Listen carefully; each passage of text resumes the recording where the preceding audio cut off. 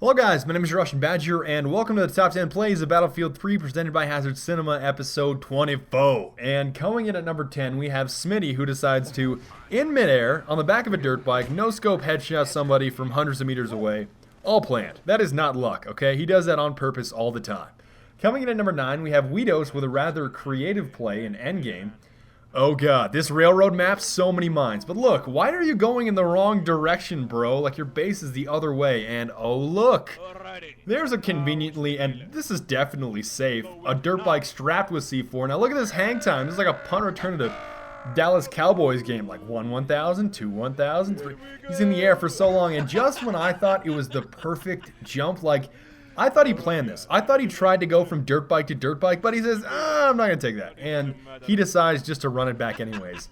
Now, right here, this is where I thought, morphing in out of my periph, I saw the lab and I was like, this guy is going to get destroyed. But he manages to get it all the way back before he probably...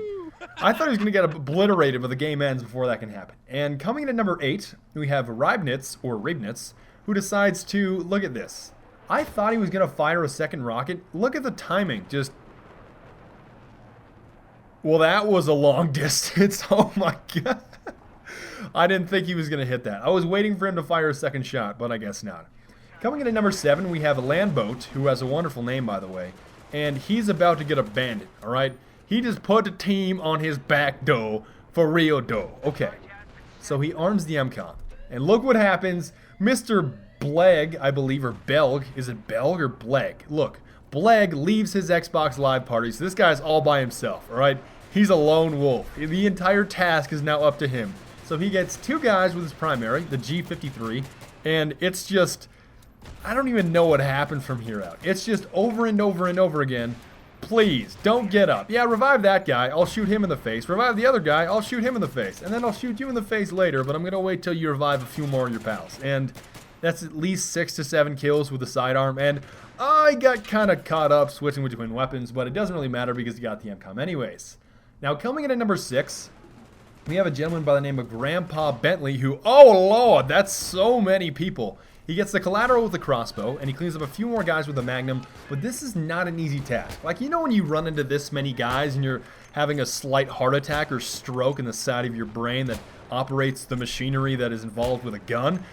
It's not like an LMG. He gets 6, I believe 7, and give me your sandwich, dog, for the knife kill. I believe it was 6 with the M98B, and then he goes on to pick up the L86A2, and he's so close to give me your sandwich volume 2, and he is 1% health right now. He picks up a 3rd gun, and he decides to get even more kills. Now keep in mind, he is 1 bullet away from death right now, yet he picks up, I believe, 2 to 3 more kills before he ends up going down, but...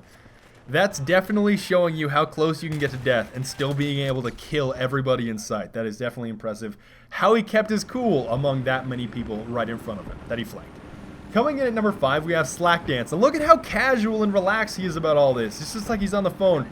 What are you doing, man? Oh, I'm just flying into a tunnel with a helicopter strapped on C4. Strapped with C4, rather, towards 2 tanks. It's not really a big deal, alright? I'll call you later. Just don't burn the lasagna. And oh my...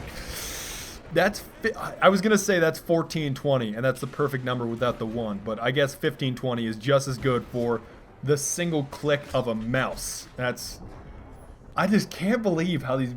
I don't get how these people stay so relaxed in these situations that are so pressure cooker. I don't get it. Because I just freak out, alright? And coming in at number 4, we have Speedbreaker, who is playing on... Okay, so it's not... I mean, I've been corrected on this several times, alright? I know a lot of people call it Sabalon. Some people call it Sabalin, like it's ballin' or something, but he is playing Capture the Flag on... Let's call it that. Let's call it that. Sabalin Pipeline, and he is showing you exactly how superior positioning can get you massive kill streaks, along with enemies that like to run towards a flag. And I guess this is sort of a topic of discussion in terms of... A lot of people don't really like the campiness in terms of CTF. Now granted, there are definitely different forms of CTF in Endgame. There are the 32 player, I believe. Some 48 player is also good, I believe. But it seems like 64 is just... Oh my god. How much more C4 can you stick onto a flag? But as you can see here, Speedbreaker is definitely taking advantage of positioning in terms of he's staying in the hot spots where he knows that a lot of guys, just like that, those two medics, they're sprinting everywhere. So he's going to be staying in those positions where he knows that a lot of the enemies are going to be sprinting. And as you can tell, he's not exactly perfectly equipped for the situation. Now, granted, obviously he's doing very well with the L85A2, yet it is not extremely good in close quarters. It's what, 600, if I'm not mistaken, it is 650 rounds per minute.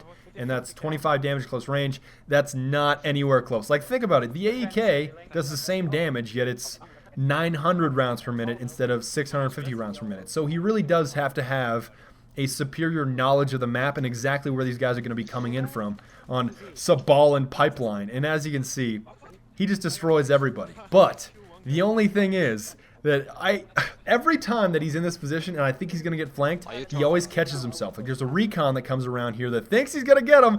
Don't do it, young blood. He thinks he can just come around and pop him in the back with a knife, but that doesn't exactly work because this guy keeps his head in a swivel, and this is exactly how you can rack up so many kills. If you defend your flag correctly and the opposing team is overly aggressive, you can easily just... I believe he's somewhere around 45-3 at the end of this clip, but it just gets silly because he has so much sustain, because he can easily just heal himself over and over and over. There's enough health on the ground and ammo on the ground that he can keep firing bullets, and he finally goes down. I believe something like 45-3. So coming in at number 3, we have White Moose with his... If I am not mistaken, is it 3.4 Canadian scope? That's not the 4x ACOG. He's showing us exactly how to use it and exactly how to pick off a lot of headshots. Now, I'm not perfectly familiar as to the whole opinion on the, like, using not necessarily a Cobra, but like using a 3.4x or an ACOG. I don't know if that's frowned upon or whatnot in terms of using sniper rifles or sniper rifles that kill in one shot as a bolt action sniper rifles. But he's definitely very surgical in terms of he tends to pick his shots and get a lot of headshots.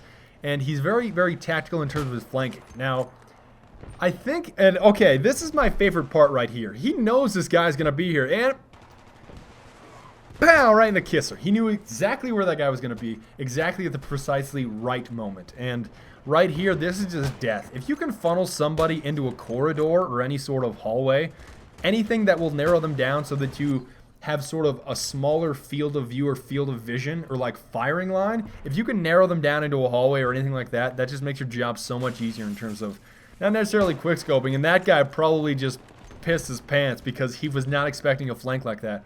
The flank that he did, which is around the left-hand side, is so uncommon that I would not have expected that, because you have to go out of bounds, and this is the real risk, all right? When you do this flank that he's doing right now, you run directly past their spawn, and you're so risky. And you might think the joke is on the guy that just ran away, but the joke's on White Moose because that guy had C4 all over the side of the wall and that AMCOM. So, although that's a great kill streak, you can't avoid the C4 because Battlefield 3 and everybody has C4. Now, coming in at number 2, we have Ahmed Leet, who decides to get 3 headshots with 1 round. And I thought this was kind of peculiar because if you looked at the chat a few seconds ago, he was actually almost kicked for a ping warning. He had something like a ping over 150, so he almost got kicked before he took that shot, which would have been very unfortunate. He said he's not done yet, and a little bit of the lag, and I'm not sure if that's lag or just bullet travel time. It seemed like there was a little bit of lag there, but he decides to finish it off by hitting the pilot of the Little Bird in the face. Now, Pony Line at number 1, this is like an Ocean's 11 maneuver, all right? It's like you need 11 guys doing a combination of cons to make this work. But look at this. Okay, so he's going to go up the ramp. He's got the AT mines. He's got the C4 on the back of his bike. Now, look at this. All right, here we go. Come on, Pony Line. Show us how it's done, bro. Show us how it's done, young blood. Okay, look. Hook. Line, he's got his other jet for bait, and sinker. He nailed it, man. And just to make it that much more appealing visually and cosmetically, he decides to engulf himself in a ball of flame just to end the clip. So that's wonderful. Now, if you guys would like to send in your clips for next week, which would be episode 25, be sure to send your clips to bf3@hazardcinema.co.uk, and I will see you guys next time. Thank you very much for watching, and later.